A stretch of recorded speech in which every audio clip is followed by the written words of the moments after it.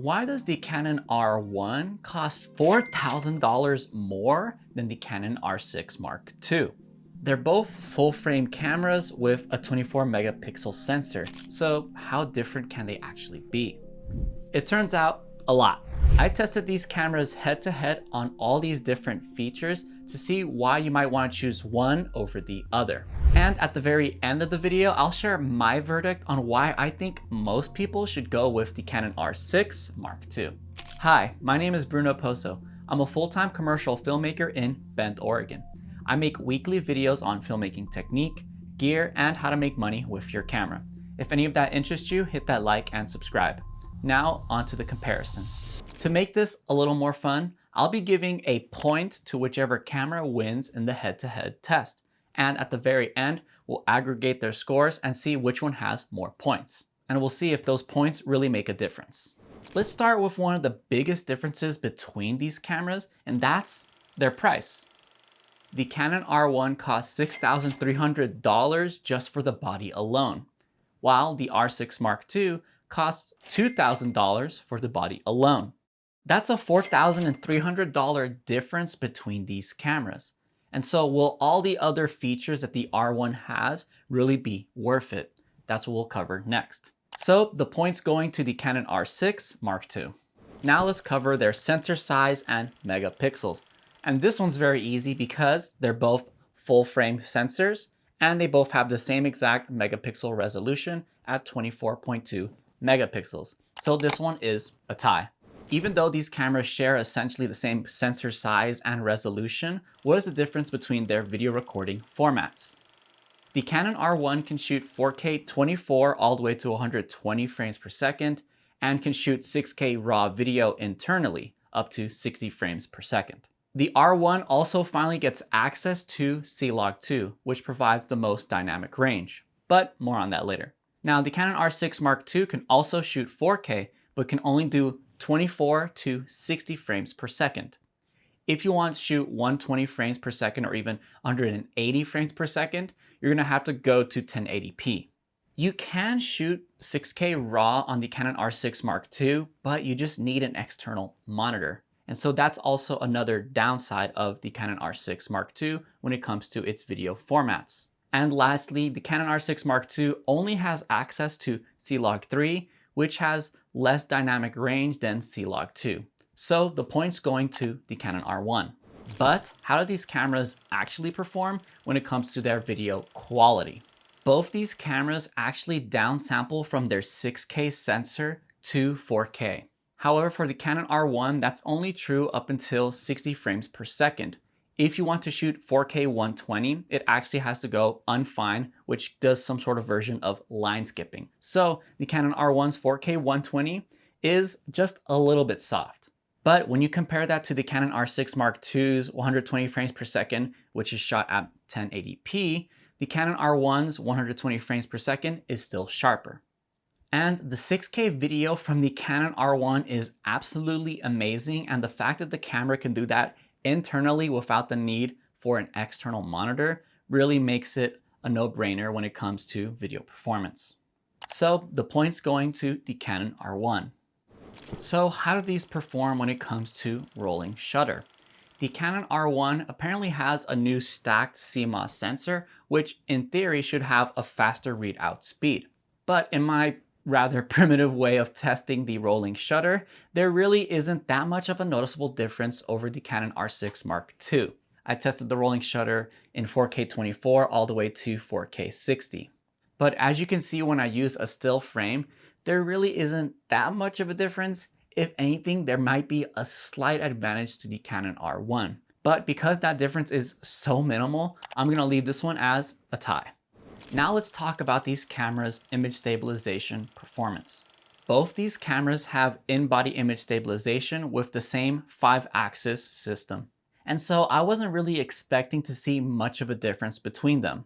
Both of these cameras perform extremely well, especially when you enter 35mm and above. You can get really smooth handheld shots that you normally wouldn't be able to get without image stabilization. But unfortunately, both of them suffer from the corner wobble when you get into the wider focal lengths like 24mm or 15mm. This is especially exaggerated if you do any sort of vlogging content where you're going to be holding the camera out and walking with it. But there really isn't that much of a noticeable difference between these cameras, so this one's also going to be a tie. This is where it starts to get interesting because both of these cameras have the exact same megapixel density. Their low light performance, at least in theory, should be similar. But that isn't the case. In my testing, I have found that the Canon R1 actually has a sort of faux or fake triple base ISO. A base ISO is simply the recommended ISO in which a camera sensor performs best when it comes to dynamic range and low noise performance. On the Canon R1, I noticed it performed the best at ISO 800, which is recommended for C-Log2. 1600, it gets another cleanup. And then lastly, it gets another cleanup at 12,800. And in my real world tests of the Canon R1, I shot plenty of projects with 12,800 ISO, and the footage actually looks really clean. Unfortunately, I can't really say the same for the Canon R6 Mark II. The Canon R6 Mark II doesn't have the same sort of fake base ISO, but rather it just gets cleaner every single time you double the ISO. So the initial base ISO of 800 is the cleanest until you get to 1600, then it cleans up. And then it cleans up once again once you get towards 3200. And then you get more noise until you hit 6400 where it cleans up again slightly. And finally, you do get a little bit of cleanup at 12,800. However, if you compare it to the footage of the R1 is just simply much cleaner than the Canon R6 Mark II at that ISO. And that may be due to the sensor technology or maybe even the way they interpret C-Log2, because I know C-Log3 really does get noisy really quickly in the shadows. In any case, the point's going to the Canon R1. Now let's talk about the dynamic range of these cameras. For this test, I simply stood in front of the camera and exposed myself for neutral exposure. And then I did 3 shots where it was overexposed, and then 3 shots where it was underexposed. And then in post-production, I recovered them to try to match to neutral exposure. And here's how the images perform. On the Canon R1, when shooting in C-Log2, you can overexpose up to 3 stops and still recover the image pretty well. Although at 3 stops overexposure, you're gonna have to really crank the contrast to really bring that detail back.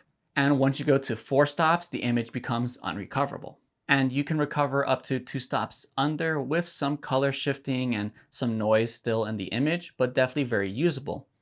After that, 3 and 4 stops under gets very noisy and ugly and almost unusable. But how does the R6 Mark II perform in C-Log3? In my test, you can go up to 2 stops overexposed and you can still recover the image pretty well with just some adjustments in contrast to help balance it out. But at 3 stops overexposed, the image becomes unrecoverable. And interestingly enough, this camera also performs pretty well at 2 stops underexposed, although I think the color shift is definitely worse at 2 stops than it was on the Canon R1. Once you hit 3 stops underexposed, the footage is not really usable and it loses all contrast and the color shift is significant. So for dynamic range, the point's going to the Canon R1. Now let's get into the overheating performance of these cameras. The Canon R1's body design is actually meant to have better heat dissipation, and I believe it has some sort of smaller internal fan that helps keep the sensor cool. So in my test, I was unable to actually overheat the Canon R1 when shooting in 4K 24. Granted, the room I'm shooting in is at 69 degrees Fahrenheit. However, if you shoot in 4K 60 fine mode, which is the oversampled 4K 60, it lasts about an hour and 40 minutes before overheating. Now compare that to the Canon R6 Mark II. The 4K 24 also didn't overheat. I got it to about 90 minutes before the battery died. However, in real life practice, when I do shoot the Canon R6 Mark II in hotter exterior locations, it can overheat in 4K 24. And when shooting in 4K 60, it can overheat really quickly. In fact, in my studio test, I only got to about just under 49 minutes before the camera overheated. And that's in pretty optimal conditions. That means the Canon R1 can perform an hour longer in 4K 60 over the Canon R6 Mark II. So the point's going to the Canon R1. Now let's move on to the burst mode of these cameras. Both the Canon R6 Mark II and the Canon R1 have the high burst rate mode of 12 frames per second using the mechanical shutter. Their difference lies when you switch over to electronic shutter mode. In the electronic shutter mode, the Canon R1 can shoot up to 40 frames per second, while the Canon R6 Mark II can only go up to 30 frames per second. And the biggest drawback to shooting on the electronic shutter on the Canon R6 Mark II is that you no longer get 14-bit photos, you can only get 12-bit photos. The Canon R1 is able to keep 14-bit photos in electronic shutter and mechanical shutter. So the point's going to the Canon R1. So what is the max shutter speed of these cameras? In electronic shutter mode, the Canon R1 can shoot at 1/64,000th of a second and 1/8,000th of a second in mechanical shutter mode. The Canon R6 Mark II also has that same top speed of 1/8,000th of a second when using the mechanical shutter, but is significantly slower than the Canon R1 with a top speed of 1/16,000th of a second using the electronic shutter. So the point is going to the Canon R1. Now let's move on to the autofocus performance. The Canon R6 Mark II still uses the dual pixel autofocus system from Canon that has been very reliable. But the Canon R1 has the new updated cross-type autofocus, which is supposed to allow the user to be able to focus better, especially in instances where you're shooting through a fence or something with vertical and horizontal lines blocking you and your subject. This is really intended for sports shooters or journalists or even wildlife shooters where they're often obstructed by objects in the foreground, but the camera is smart enough to look past it. But how does this actually translate in the real world? In my limited use of the Canon R1, I really didn't notice that much of a difference over the Canon R6 Mark II. And in my autofocus speed test, which I did in my backyard here, you can see they both perform perfectly fine when not obstructed. But I'm going to give the slight advantage to the Canon R1 because of their new autofocus system. So what is the difference in build quality between these cameras? They both are actually built with the same aluminum alloy chassis, just in a different design. As you can see, the R1 is much bigger with a lot more buttons and even a textured grip along the body, while the Canon R6 Mark II is in its traditional Canon mirrorless body design with the same buttons. But I can definitely feel a difference when holding the Canon R1. It feels more rugged. I love the textured design and the vertical grip that's built into the body. So the point's going to the Canon R1. But build quality isn't everything. How does it feel in the hands ergonomically? Well, the Canon R1 is a much bigger camera. And so if you have bigger hands like I do, you'll definitely appreciate it. And because it has a vertical grip built in, it's also very convenient and comfortable to use when shooting portraits. The added buttons on the front and the back of the camera are also very welcome. I love having the ability to customize my buttons, and I have a ton of different options that are all easily accessible with my hand.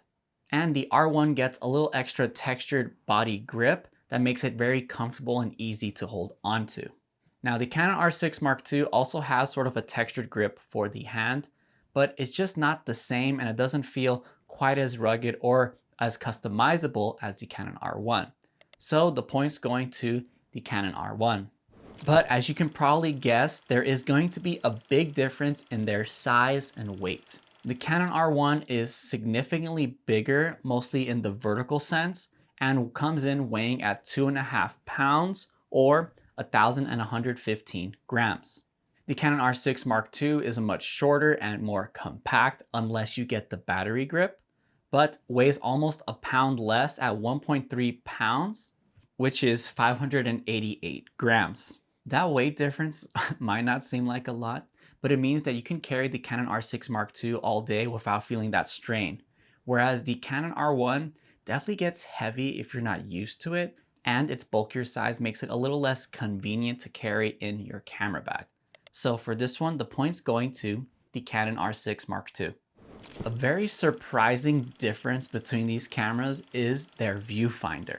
And it doesn't have to do with just the size or resolution. They both use an OLED half-inch screen, but the Canon R1 has a resolution of 9.44 million dots.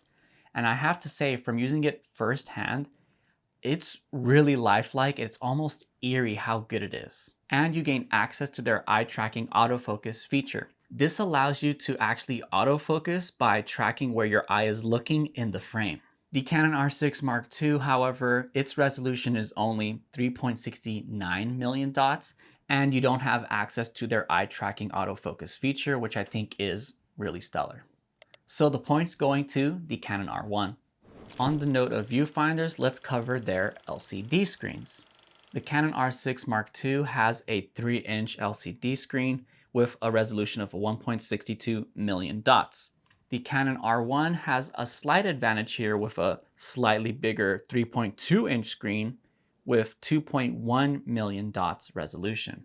In practice, the difference is not that noticeable, but the point is still going to the Canon R1. Here's also another big difference between the Canon R6 Mark II and the Canon R1, and that's in their memory cards. Both cameras have dual card slots that are matching.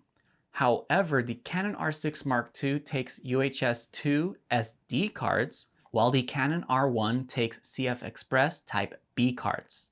The CF Express cards typically tend to be more expensive, but they have higher capabilities when it comes to read and write speeds and storage capacity. So when you consider the price to performance, the CF Express cards actually are a better deal. The reason why the Canon R1 can shoot 6K RAW internally and 40 frames per second of RAW photos is because of that CF Express Type B cards. So the point's going to the Canon R1. A very subtle difference between these cameras is actually in their ports. Both the Canon R1 and the Canon R6 Mark II have an electric hot shoe, a microphone jack, a headphone jack, and a USB-C port. However, the Canon R1 has a full HDMI port, while the Canon R6 Mark II has a micro HDMI port, and the Canon R1 has an Ethernet port. But I think the biggest upgrade that Canon added to the R1 is definitely that full-size HDMI port, which is great for all of us video shooters who use external monitors. So the point is going to the Canon R1. What are the differences when it comes to audio performance of these cameras? Well, the Canon R1 actually has the ability to record 4 channels of audio at 24 bits, while the Canon R6 Mark II only has 2 channel audios at 16-bit. So the point's going to the Canon R1. One of the most important features that's often overlooked is battery life. So how do these perform? The Canon R1 uses these larger LPE19 batteries that last a very long time. I was actually able to use this on a few projects that were essentially all-day shoots, and I just used the one battery the whole time without needing to charge it. The same is not true for my Canon R6 Mark II. On full day shoots, I am often using 2 to 3, sometimes 4 batteries. So that's a 3 to 4 times performance difference between these two cameras. But the playing field is kind of leveled when you consider the price of these batteries. The Canon R1's LPE19 batteries cost $230 each, while the traditional LPE6 and H batteries that the Canon R6 Mark II uses are roughly $80 each. So it ends up canceling out when you buy 3 extra batteries for the Canon R6 Mark II. But the point is going to the Canon R1 for better battery life performance. Whew, we finally made it. It is time for the final verdict. How many points did each camera get? Well, the Canon R1 got 20 points, while the Canon R6 Mark II only got 5. That is an insane difference between these cameras, but silly tests aside, what does this actually mean? Well, clearly, the Canon R1 has a lot of extra benefits and features that are making that $4,000 price gap. But are all the little extra benefits really worth it? I don't really think it's worth it for most people. In fact, that's why I recommend like 95% of users actually go with the Canon R6 Mark II.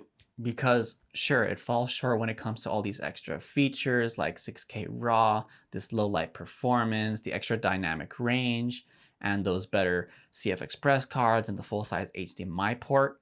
But for most people, that's not going to make a difference in their final video. Most people couldn't tell you the difference between the footage from the Canon R1 or the Canon R6 Mark II. So you're getting about 80% of the performance and image quality for a third of the price of the Canon R1, which makes the Canon R6 Mark II one of the best price to performance value cameras out there. And if you had the extra budget to actually buy the Canon R1, now you can use that $4,000 difference to get a nice Canon L lens. Because after all, a big part of image quality is actually the lens quality. And so something like the 24-105 f2.8 would be a great option here. So then who is the Canon R1 really for? In my humble opinion, it's for working professionals who do documentary, journalism, sports, or maybe even wildlife. Because in those industries, you don't always have control of the lighting in your scene. And the low light performance of the Canon R1 is absolutely amazing. So you'll be able to take full advantage of that low light performance as well as the updated autofocus system for things like sports and wildlife. But what do you think? Is the Canon R1 really worth the $4,000 difference over the Canon R6 Mark II? Now, if you enjoyed this comparison video, you can check out my comparison of the Canon R5 Mark II and the Canon R1 here. Thank you so much for watching all the way until the end. I appreciate every single one of you who do. I'll see you in the next video. Peace.